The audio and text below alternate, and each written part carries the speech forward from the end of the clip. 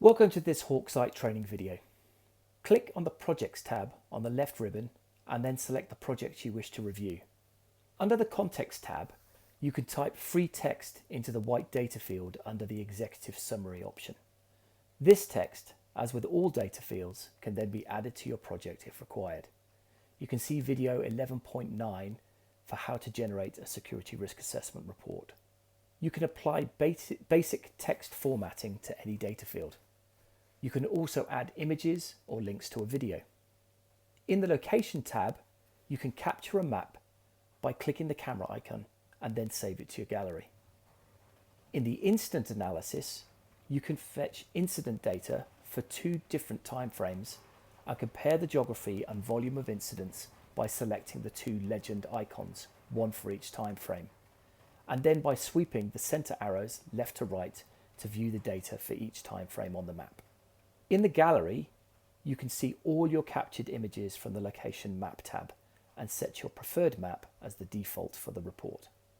In the location information, you can again type free text to explain more about the location of your project and any points of interest that might be relevant to your risk assessment. This text can then also be added to your report if required. As you move down the list of data fields, you can add more free text to define the project's objectives, requirements, expectations, both internal and external, previous incidents, an overview of the security environment, any assumptions and exclusions. Guidance text is contained in each of these fields and can be deleted or typed over as you require. The next 3 tabs define the risk framework for the project's risk assessment. In the Consequences option, you can select the final loss range for each of the 5 different levels of consequence.